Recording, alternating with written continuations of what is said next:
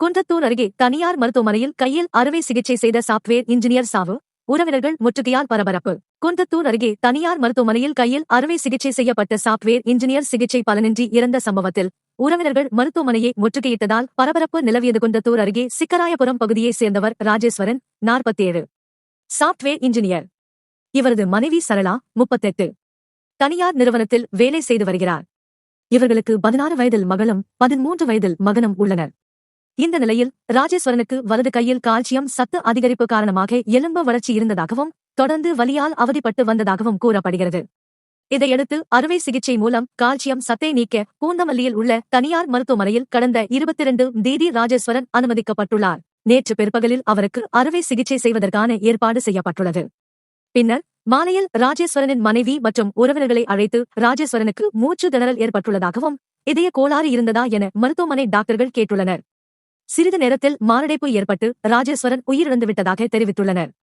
இதனால் அதிர்ச்சியடைந்த ராஜேஸ்வரனின் மனைவி சரளா மற்றும் உறவினர்கள் கதறி அழுதனர். இதனிடையே ராஜேஸ்வரனின் உடலை பார்த்தபோது அவரது கழுத்தில் ஓட்டை போடப்பட்டு இருந்தது. இதுகுறித்து மருத்துவர்களிடம் கேட்டபோது ராஜேஸ்வரனுக்கு திடீரென இருதய கோளாறு ஏற்பட்டதாகவும் இதற்காக சிகிச்சை அளித்தபோது திடீரென உயிரிழந்ததாகவும் மருத்துவர்கள் கூறியுள்ளனர்.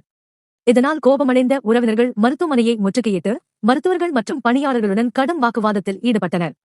இதையடுத்து டாக்டரின் தவறான சிகிச்சையால் கணவர் இறந்துவிட்டதாக கூறி பூந்தமல்லி காவல் நிலையத்தில் சரளா புகார் அளித்தார். மேலும் கணவர் உயிரிழப்பில் சந்தேகம் இருப்பதாகவும் அறுவை சிகிச்சை செய்வதற்கு முன்பே இரத்த பரிசோதனை, இதய செயல்பாடு போன்ற பல்வேறு சோதனை நடத்த வேண்டும். ஆனால் இந்த மருத்துவமனையில் எந்தவொரு அடிப்படை சோதனைகளும் செய்யாமல் அறுவை சிகிச்சை செய்ய திட்டமிட்டனர். மேலும் கணவரின் கழுத்தில் ஓட்டை போட்டதற்கும் என்னிடம் அனுமதி பெறவில்லை. பயிற்சி மருத்துவர்களையும் செவிலியர்களையும் வைத்து சிகிச்சை அளித்துள்ளனர். தவறான சிகிச்சையால் கணவர் இறந்துவிட்டார். எனவே கணவரின் உடலை பிரேத பரிசோதனை செய்து இறப்பிற்கான காரணத்தை கண்டறிந்து மருத்துவமனை மீது உரிய நடவடிக்கை எடுக்க வேண்டும் என புகாரில் கூறியுள்ளார்.